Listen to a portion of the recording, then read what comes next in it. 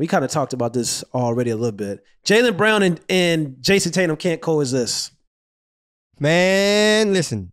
Celtics fans were like, look, that Knicks game is long gone, bro.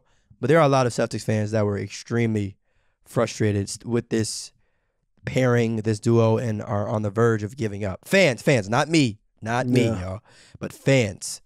You know what I'm saying? For reasons that I don't really know.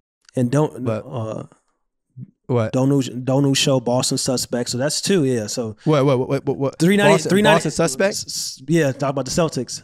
Don't show and 392. Jaylen Brown and Tatum can't coexist. Don't show Boston is suspect. So here, hey, we were saying it. We had a conversation. Like, what do you do? That's what I'm saying. Like,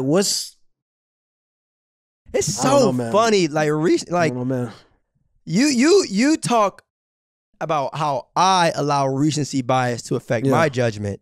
Yeah. At least I let that shit happen in the playoffs. Yeah. When it matters. Yeah.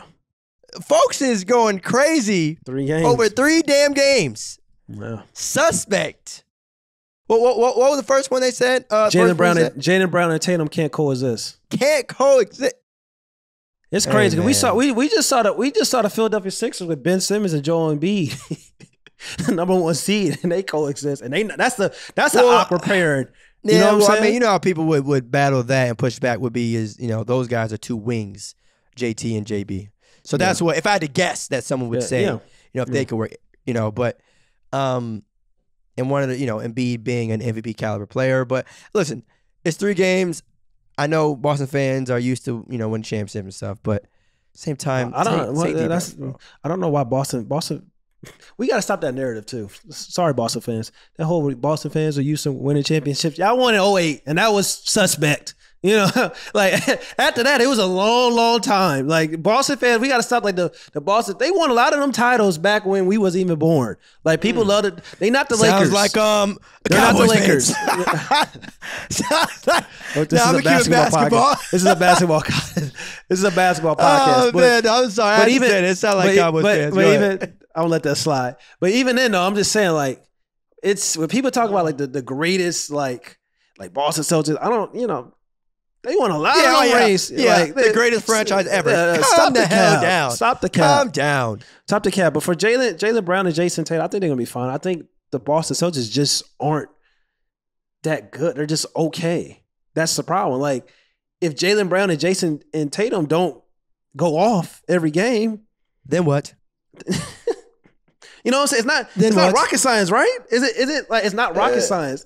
If they're not combining for 60 and 70 points every game, every night, it's kind of like they're going to struggle to be in games. Where else is the offense coming from?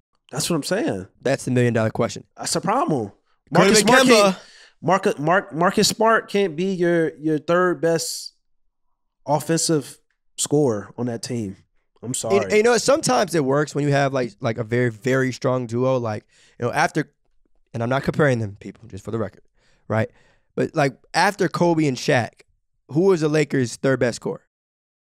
You know what I'm saying? And again, that's what I'm saying. Sometimes I am not saying that Jaylen and Jayson are Kobe and Shaq.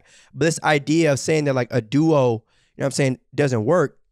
You know, maybe you just got to surround them with the problem. The problem with David was Brad Stevens and Danny Ainge. The problem has been the same problem for years. They don't have a big man that can really score the basketball. That's what they need. They need Vucevic. They need Vucevic. That's what they should have been trying to trade. That would have been made perfect. That's what they need.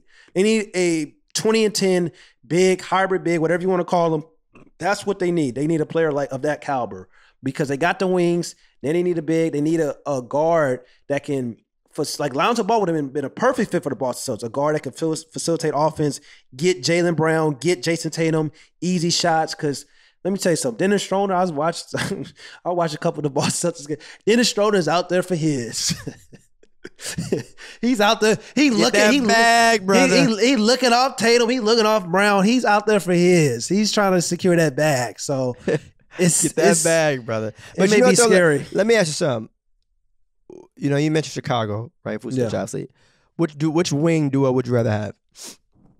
The one in Chicago or the one in Boston? The one in Boston. I mean, because from a pure talent standpoint, Jaylen Brown and and Jayson Tatum are here. Like they're special.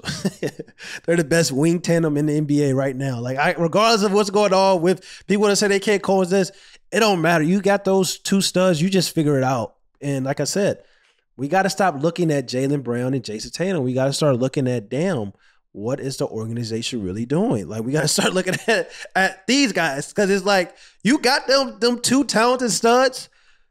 Get the right pieces and build around them. Like I said in the offseason that the Boston Celtics need to kind of build around Jayson Tatum because he's their best player.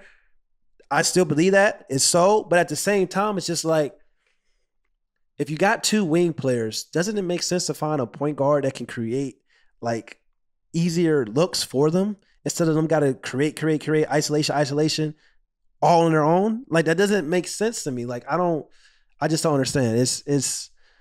It's whatever. That's I mean, problems in Boston. Jayson Tatum be a Laker in 3 years. So whatever. Whatever. Man said, all right. Anyway, yeah, Jayson Tatum will be playing LA, so it doesn't really matter at the end of the day. And you see what Cap got going on. Respect. I'm really counting down the days. Man, them Tatum, the 80 lives gonna look beautiful in 3 years, man. I'm gonna tell you that right now.